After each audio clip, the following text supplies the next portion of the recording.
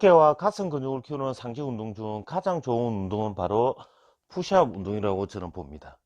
그래서 저처럼 운동 초보자들이 푸시업 운동을 할 때 다치지 않고 잘하고 싶으면 이 영상 꼭 참고 바랍니다.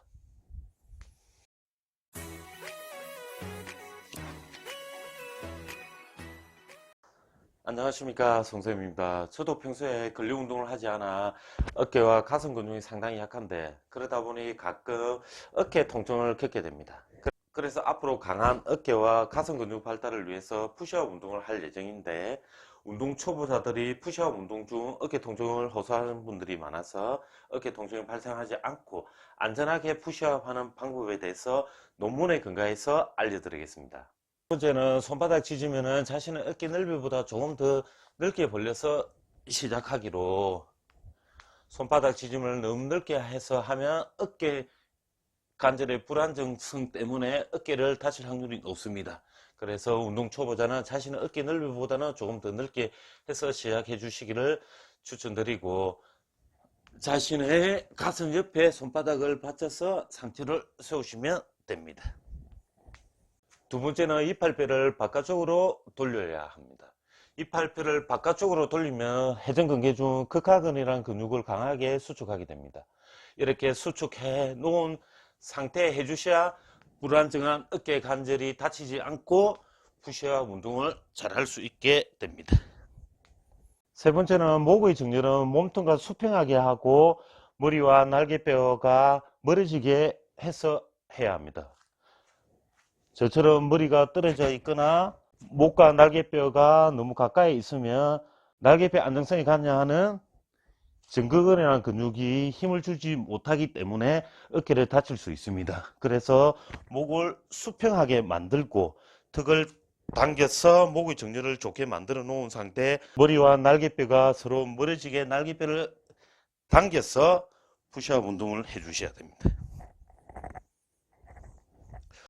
조금처럼 목의 정렬과 머리와 날개뼈가 서로 가까이 있는 상태에서 푸시업을 해보시면 힘들다는 걸 느낄 수 있을 것이고, 목의 정렬을 몸통과 수평하게 만들어 놓고 머리와 날개뼈를 서로 멀어지게 해 놓은 상태 해보시면 훨씬 더 쉽게 할 수 있다는 걸 느끼게 될 것입니다.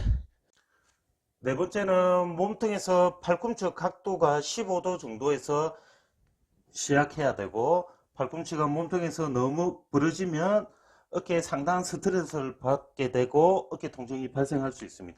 그래서 팔꿈치가 몸통에서 15도 정도에서 시작해야 가장 안전하게 할 수 있습니다.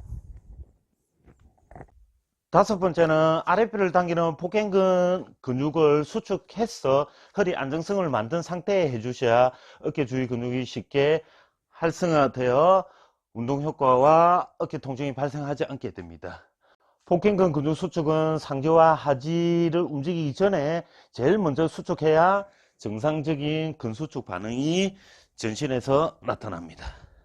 그래서 아랫배를 허리 방향으로 당기는 복행근을 수축해 놓고 푸시업 운동을 해 주셔야 어깨가 다치지 않고 운동 효과가 제대로 나타납니다. 이렇게 5가지 자세에 신경을 쓰면서 푸시업 운동을 하면 어깨 통증이 발생하지 않게 되고 안전하게 어깨와 가슴 근육을 키울 수 있습니다.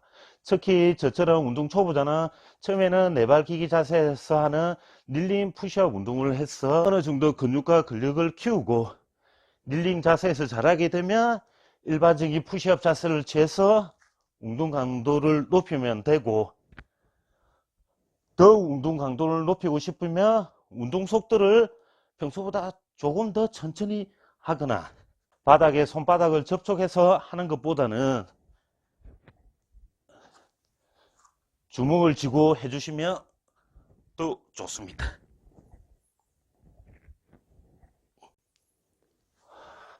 아이고 힘드네요.